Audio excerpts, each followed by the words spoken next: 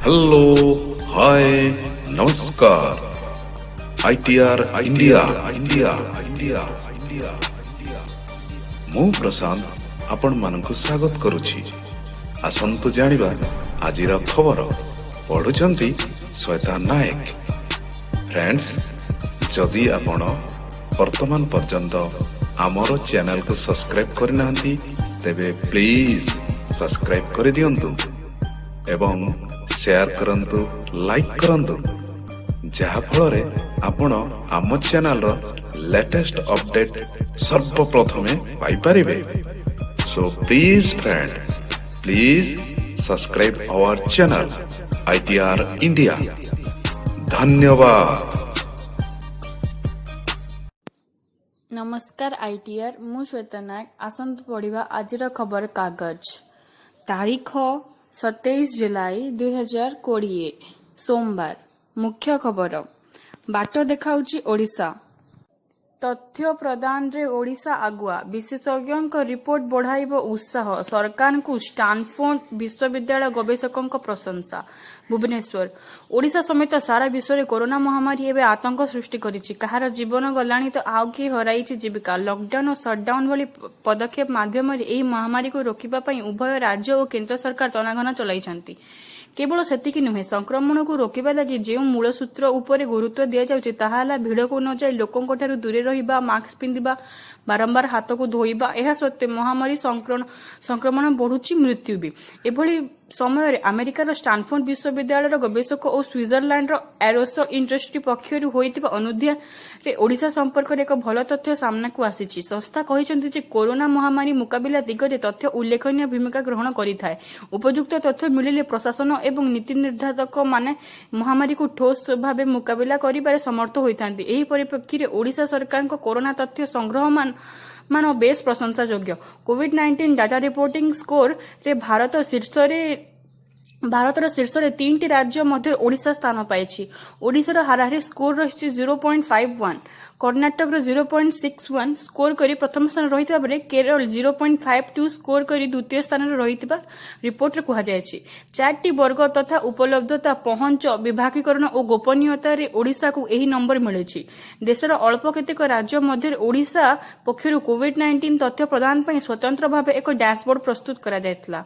Covid संक्रांत अधिकांश तथ्य उपलब्ध कराइबा, ताहाकु भल भावे प्रदर्शन कराइबा और निर्भुल भावे तथ्य संग्रह को सर्वाधिक गुरुत्व देबा एवं नागरिक मानक तथ्य रे गोपनीयता रक्षा क्षेत्र रे ओडिशा आगरे रहिछि बोली गवेषक माने कहिसंती। गवेषक मानक उक्त रिपोर्ट टी मैट्रिक सर्वे रे प्रकाश पाइछि। ओडिशा पक्षर कोविड-19 तथ्य एते निर्भुल भावे संग्रह करा जाउछि जहा द्वारा एही महामारी एवं लोकंक स्वास्थ्य परिचालना करिबारे कर्तृपक्षक उक्त तथ्य भी सहायक होउछि बोली कुहा जाइछि। केवल सेतिकी नुहे, एथि जों विभिन्न स्वाधीन संस्था एवं लोक माने एही तथ्य को व्यवहार करी महामारी रा प्रकृति संपर्क रे भल भाबरे सचेतन होई पारुछन्ति। फल रे लोक माने जिल्ला एवं ब्लॉक स्तरीय महामारी व्यापिबा संपर्क रे सतर्क रहि पारुछन्ति। महामारी आरंभ रे ओडिशा पक्षर विश्व स्वास्थ्य संस्था WHO रो मानदंड अनुसार तथ्य ग्रहण करा जाउछि। ओडिशा निरवच्छिन्न भावे एहा करि चलिथिबारु केवल राज्य सरकार नुहंती, केंद्र सरकार मध्ये कोरोना महामारी परिचालन संपर्क रे उत्तम निष्पत्ति नै पारुछन्ति। भारतर एही महामारी को रोकिया पय संघर्ष करुथबा बेले ओडिशा एहा विरोध रे लढाई पय बाट देखाइछि। स्वास्थ्य सेवा व्यवस्था रे उन्नति आनिबा हेउ किंबा सामाजिक निरापत्ता किंबा आर्थिक सहायता रे किंबा आगधाड़ी रे एही महामारी विरोध रे लढुथबा योद्धांक पय हेउ बा तथ्य संग्रह और उपस्थापन स्वच्छता क्षेत्र में ओडिशा आगरे रही। गुजरात रे कोरोनार घातक रूप, सुस्थ होगा पर अचानक मृत्यु। अहमदाबाद। गुजरात रे कोविड-19 रहस्यमय रूप आतंक सृष्टि करिछि। कोरोनार सुस्थ होई घर को फेरिबार पर किछि दिन मध्य लोकंकर अचानक मृत्यु हो जाउछि। एभली मामला बढ़िबारु एहा एबे डाक्टर, विशेषज्ञ एवं प्रशासन चिंता बढ़ाई दैछि। गत जुलाई 17 तारिख रे सोरठ पौर निगम द्वारा परिचालित स्मियर हॉस्पिटल रु जणे 70 वर्षीय रोगी हेमीबेन चोबातिया को हॉस्पिटल रु डिस्चार्ज कराइला। हेमीबेन उच्च रक्तचाप रे पीड़ित थिले एवं चिकित्सा पर सुस्थ होइतिले। डाक्टर माने तांको हॉस्पिटल रु डिस्चार्ज करे घर को पठाइतिले, किंतु घरे पहुंचीबा मात्र किछि समय पर तांकर मृत्यु हो जाइतिला। एही घटना डाक्टर मान को आचंबित करितिले, किंतु एहा प्रथमे नुहे। 2 मास पूर्व चगन मक्कावाना नामक 67 वर्षीय व्यक्ति कोरोना आक्रांत होई सिविल हॉस्पिटल रे चिकित्सित होउतले से सुस्थ हबा परे तांको हॉस्पिटल डिस्चार्ज करा जायतिला किंतु किछि घंटा परे बस स्टैंड निकट रे तांकर मृतदेह उद्धार करा जायतिला सेही परि सूरत रो जणे 68 वर्षीय चिकित्सक तथा कवि डॉक्टर दिलीप मोदी क्षेत्र में मध्य समान दशा उपजुची गत 15 तारिख में डाक्तर माने तांको परिवार सदस्य कहते डॉक्टर दिलीप को स्वास्थ्यावस्था सुधुरुची किंतु दुर्भाग्यजनक से सही दिन संध्यारे ही तांकर अचानक मृत्यु हो जायतिला गुजरात रे संक्रमण गोटे पटे बढ़ी बढ़ी चलता बेले अन्यपक्ष डाक्तर माने कहिसेंति सेमाने कोरोना वायरस रो नुआ दिग को आविष्कार करुछंती कोरोना वायरस मनीष शरीर उपरे भिन्न भिन्न प्रभाव पकाउची कोविड-19 जो हाइपर इन्फ्लेमेशन एवं हाइपर क्लटिंग होई जनकर मृत्यु हो जाय पारे किंबा जण अति जणे रुग्ण हो जाय पारंते किंतु डाक्टर माने कहिसेंति किछि रोगी आरोग्य हेबार अनेक सप्ताह पर्यंत मध्य सेमानक प्रति रक्त जमाट बांधिबा बा क्लटिंग रे विपद रहुची एही कारण अनेक रोगी अचानक हृदघात कि ब्रेन स्ट्रोक रे मृत्यु घटुची एहार एक उदाहरण दे डॉक्टर वरिष्ठ चिकित्सक डॉक्टर शुभेन्दु पटेल कहिसेंति अवसर प्राप्त पुलिस अधिकारी विनु भाई पारम रो कोरोना रो सुस्थ होई हॉस्पिटल डिस्चार्ज हेबा सप्ताहक मध्य तांकर ब्रेन स्ट्रोक हो जायतिला एही रोगी जनक विषाद रे थिबा डाक्टर माने धरि नैथिले किंतु भलो भाबे तर्जमा करिबा परे तांकर मस्तिष्क रे क्लट रहितिबा जणा पड़ितला किंतु सठिक समय रे एही समस्या जणा पड़िबारु तांकर चिकित्सा होई पारिछि एवं से एबे धीरे धीरे सुस्थ होउछंती संक्रामक रोग विशेषज्ञ डॉक्टर अतुल पटेल कहिसेंति जे कोरोना वायरस हेउछि नुआ तेबे आगामी दिन रे एहा की रूप नेब से विषय रे कहि किछि हेइ परिबा नाही रेलवे आरंभ कला कॉन्टाक्टलेस टिकेटिंग व्यवस्था नुआ दिल्ली रेलवे आरंभ कला कॉन्टाक्टलेस टिकेटिंग व्यवस्था एणिकी सीधा क्यूआर कोड स्कैन करी यात्री टिकेट ट्रेन रे चढ़ी पारिबे चेकिंग काउंटर दे प्रवेश करिबा समय एही कोड को स्कैन करिया को पड़िबो एहा द्वारा रेलवे डाटाबेस रे थिबा सूचना आपे आपे डिस्प्ले स्क्रीन को आसी जिवो टीटी हाथ रे धरिथिबा मेसिन रे मध्य एही तथ्य आसी जिवो यात्री को बर्थ और अन्य सूचना एथि उपलब्ध हेबो प्रथमे परीक्षामूलक भाबे प्रयागराज स्टेशन रे एही व्यवस्था शुभारंभ करा जायछि ऑनलाइन टिकेट रे एही क्यूआर कोड रहिबो जेउ माने काउंटर रे टिकेट किनिबे सेमानक मोबाइल को एक मेसेज आसी जिवो एही मेसेज रे थिबा लिंक खोलिले आपनको क्यूआर कोड मिलि जिवो ऑनलाइन टिकेट व्यवस्था को अधिक उपयोगी करिया पई आर्टिफिशियल इंटेलिजेंस रो व्यवहार करा जिवो एहा द्वारा यात्री आहुरी अधिक सुविधा पाई परिबे सबु विश्वविद्यालय पई एकक प्रवेशिका पीजी पाठ्यक्रम पई आवेदन भुवनेश्वर राज्य रे चलित वर्ष स्नातकोत्तर पीजी पाठ्यक्रम रे नाम लेखा पई एकक प्रवेशिका परीक्षा अनुष्ठित हेबो सबु विश्वविद्यालय रे एकक भाबे नाम लेखा पई प्रथम थर उच्च शिक्षा विभाग एभली पदक्षेप नेइछि एहाकु कार्यकारी करिवा पई विभाग और राज्य उच्च शिक्षा परिषद पक्षरु काम चालू रहिछि पूर्व स्नातक यूजी पाठ्यक्रम नाम लेखा प्रक्रिया साम्स जरिया कराइथिबा बेले एथर स्नातकोत्तर पीजी पाठ्यक्रम विद्यार्थी साम्स माध्यम आवेदन करिपारिबे 2020-2021 शिक्षावर्ष रे स्नातकोत्तर पीजी पाठ्यक्रम पई एकक प्रवेशिका परीक्षा पई विभाग पक्षर अनुष्ठित कुलपति को बैठक रे निष्पत्ति निया जायतिला अगस्त प्रथम सप्ताह सुद्धा विज्ञप्ति प्रकाश करने को विभाग पक्षर योजना रही छात्र छात्री प्रवेशिका परीक्षा पई अधिक केंद्र करा जिवो सोमवार ठारू एमकेसीजी रे मेडिकल पीजी काउंसलिंग नाम लेखा पई सोमवार ठारू ब्रह्मपुर एमकेसीजी मेडिकल कॉलेज रे काउंसलिंग हेबा को जाउछि एति पई पाखापाखी 1000 जन डाक्टर प्रार्थी को डका जायछि सेमानक मध्यरु 3टी सरकारी मेडिकल कॉलेज सह भुवनेश्वर हाईटेक मेडिकल कॉलेज पई मध्य काउंसलिंग करा जिवो तेबे गंजाम भली एक हॉटस्पॉट जिल्ला रे एभली समय रे काउंसलिंग करा जिबा घटना प्रार्थी मध्य प्रतिक्रिया सृष्टि करिछि ब्रह्मपुर बदल रे अन्य कोनोसी मेडिकल कॉलेज रे काउंसलिंग काहेकि करा जाउ नाही बोली सेमाने प्रश्न करिसंती सकाळ 9 टा 10 मध्य पंजीकरण शेष हेबो परे दिन 10:30 परठु काउंसलिंग आरंभ हेबो परीक्षा बातिल करि परिबेनी राज्य सरकार यूजीसी राज्य सरकार चाहिए विश्वविद्यालय द्वारा आयोजित कौन परीक्षा बातिल करें ना विश्वविद्यालय अनुदान आयोग यूजीसी कही एथि राज्य सरकार अधिकार न यूजीसी कोर्ट को अवगत कराई बॉम्बे हाईकोर्ट परीक्षा बातिल संपर्क एक शुणाणी बेले यूजीसी सत्यपाठ जरिया कही कोविड-19 समय महाराष्ट्र सरकार शेष वर्ष परीक्षा बातिल करें ना पुणे अवसर प्राप्त शिक्षक तथा विश्वविद्यालय सिनेट पूर्वतन सदस्य धनंजय कुलकर्णी आवेदन उत्तर रखी यूजीसी ही सत्यपाठ दाखल करिछि। से परीक्षा बातिल करने महाराष्ट्र सरकार निष्पत्ति को चैलेंज करा जायछि। एही मामलार परवर्ती शुणाणी जुलाई 31 रे हेबो। महामारी रे मृतकों पिलांकु किट विश्वविद्यालय मिलिबो निःशुल्क शिक्षा। महामारी रे मृतकों पिलांकु किट विश्वविद्यालय संपूर्ण निःशुल्क शिक्षा देबे बोली रविवार घोषणा करा जायछि। किट ओ किस प्रतिष्ठाता अच्युत सामंत अनुरोध क्रमे विश्वविद्यालय पक्षरु एही गुरुत्वपूर्ण निष्पत्ति निया जायछि। ओडिसा रे महामारी रे मृत्यु घटितिबा व्यक्तिଙ୍କ परिवार कोनोसी पुओ बा झियो किट रे वैषयिक उच्च शिक्षा पई आग्रही थांती तेबे सेमानଙ୍କ नाम लेखा योग्यता अनुसार सेमानଙ୍କୁ किट विश्वविद्यालय जेकोसी वैषयिक टेक्निकाल और वृत्तिगत प्रोफेशनल पाठ्यक्रम संपूर्ण मागणा भाव पढ़िबार सुजोग दियाजिबो। आसंता 2 शिक्षा वर्ष 2020-21 एवं 21-22 वर्ष पई एहा लागू हेबो बोली किट विश्वविद्यालय पक्षरु घोषणा करा जायछि। आज 3टी कोविड-19 परीक्षागार को उद्घाटन करेंगे प्रधानमंत्री। प्रधानमंत्री नरेंद्र मोदी आज अपराह्न उच्च क्षमता संपन्न कोविड-19 परीक्षागार को उद्घाटन करेंगे। यही परीक्षागार द्वारा देश में नमूना परीक्षा दक्षता और सामर्थ्य यथेष्ट वृद्धि पाइब।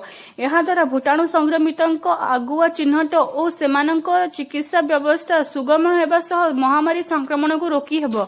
देशर 3टी स्थान में उच्च क्षमता संपन्न परीक्षागार व्यवस्था करा जायछि। सेति गोटे नोएडा स्थित आईसीएमआर जातीय कर्कट दूरीकरण गवेषणा प्रतिष्ठान रे स्थापन कराइथिबा बेले द्वितीयटी मुंबई स्थित आईसीएमआर जातीय स्वास्थ्य और गवेषणा प्रतिष्ठान रे स्थापन करा जायछि। द्वितीयटी कोलकाता स्थित आईसीएमआर जातीय हईजा एवं पेट रोग प्रतिरोध प्रतिष्ठान स्थापित होइछि। एही 3टी उच्च क्षमता संपन्न परीक्षागार फल दैनिक 10,000 नमूना परीक्षा होई परिबो।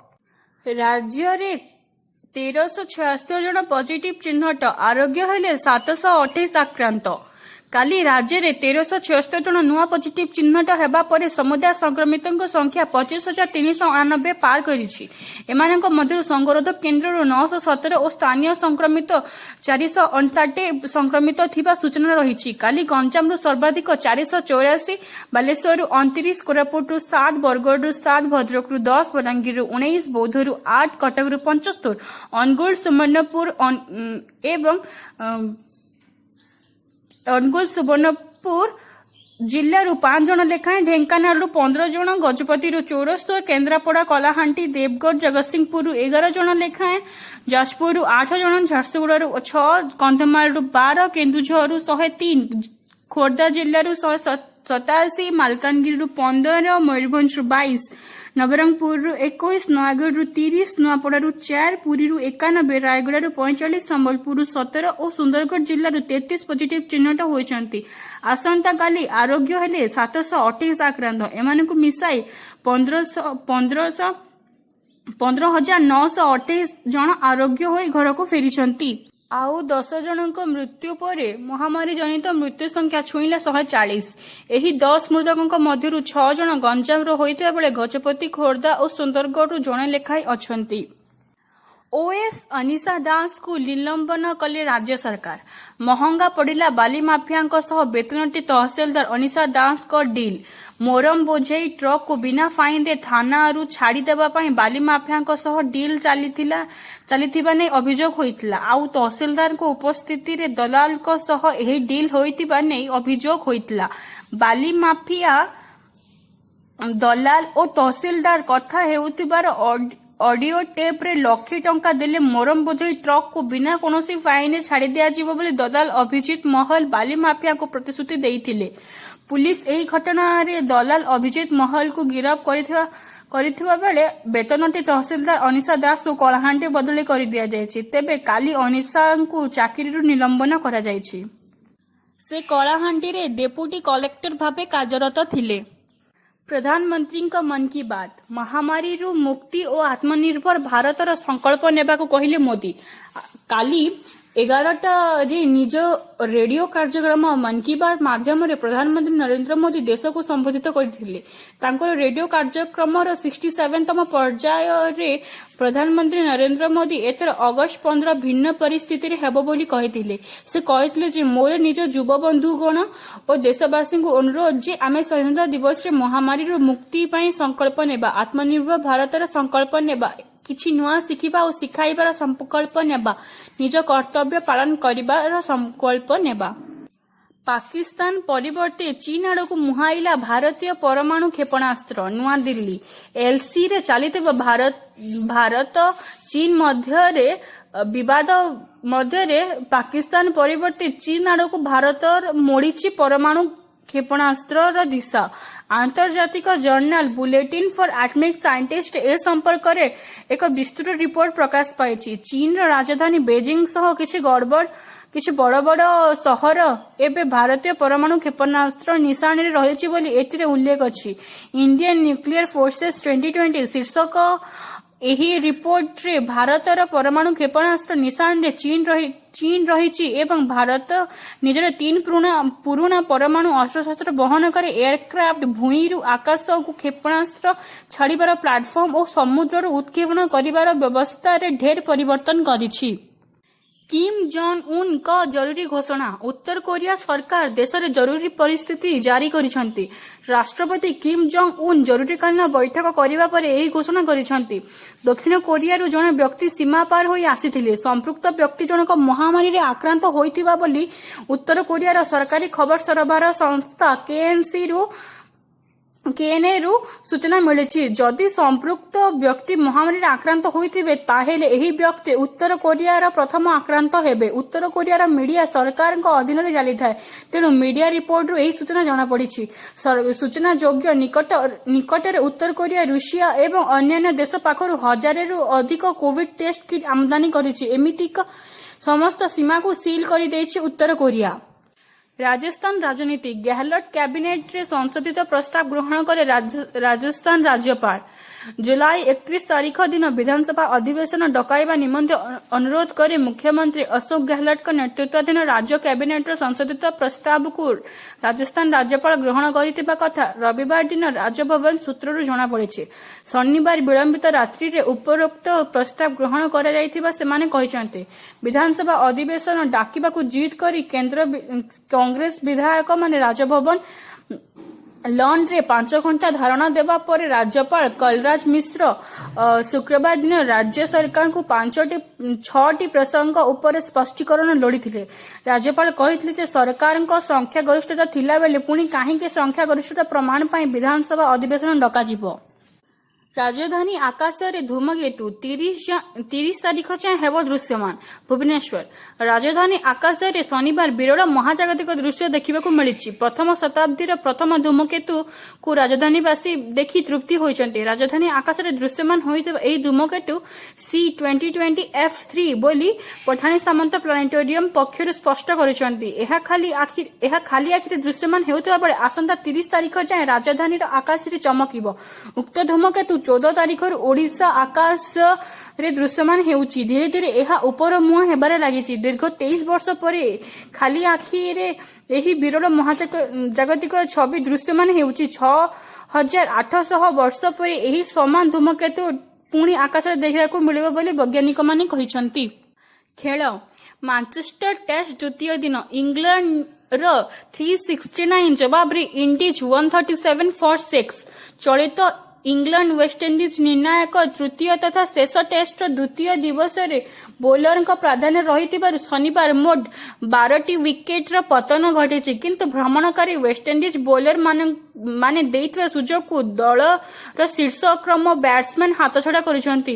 ଇଂଲଣ୍ଡର ପ୍ରଥମ ପାଳିକୁ ଅପ୍ରତ୍ୟାଶିତ ଭାବେ 369 ରନରେ ରୋକିଥିଲେ ମଧ୍ୟ ଆଲୋକ ଅଭାବରୁ ଆଗୁଆ ଷ୍ଟମ୍ପ ବେଳକୁ ଜାସନ ହୋଲ୍ଡରଙ୍କ ଦଳ 137 ରନରେ 6 ୱିକେଟ ହରାଇଥିଲେ। ଶନିବାର ସକାଳେ ଇଂଲଣ୍ଡ 258 for 4 ରୁ ଖେଳିଥିଲା। ଘରୋଇ ଦଳ 350 ରନ୍ ଅତିକ୍ରମ କରିଯାଇଥିଲା। ଜବାବରେ ୱେଷ୍ଟଇଣ୍ଡିଜ କିନ୍ତୁ ଚା ପାନ ପୂର୍ବରୁ 58 ରନ୍ ଭିତରେ 3ଟି ୱିକେଟ ହରାଇ ସାରିଥିଲା। ପାଣିପାଗ ସୂଚନା। 28ରୁ ବଢ଼ିବ ବର୍ଷାର ପରିମାଣ। ରାଜ୍ୟରେ ଏବେ ମୌସୁମୀ ଦୁର୍ବଳ ରହିଛି, ଫଳରେ ଆସନ୍ତା 2ରୁ 3 ଦିନ ପର୍ଯ୍ୟନ୍ତ ରାଜ୍ୟରେ ବିଶେଷ ବର୍ଷା ହେବାର ସମ୍ଭାବନା ନାହିଁ। କାଲି ମଧ୍ୟ ରାଜ୍ୟରେ ବିଶେଷ ବର୍ଷା ହୋଇନାହିଁ। ଖରାର ପ୍ରଭାବ ବଢ଼ିଛି। 28 ତାରିଖରେ ରାଜ୍ୟର କିଛି ସ୍ଥାନରେ ପ୍ରବଳ ବର୍ଷା ହୋଇପାରେ। ଏହାପରେ ରାଜ୍ୟରେ ଧୀରେ ଧୀରେ ବର୍ଷାର ପରିମାଣ ବଢ଼ିପାରେ ବୋଲି ଆଞ୍ଚଳିକ ପାଣିପାଗ ବିଜ୍ଞାନ କେନ୍ଦ୍ର ପକ୍ଷରୁ କୁହାଯାଇଛି। एतिकिरे खबर समाप्त हैला ए वीडियो को लाइक शेयर एवं चैनल टी को सब्सक्राइब कर देबे। धन्यवाद।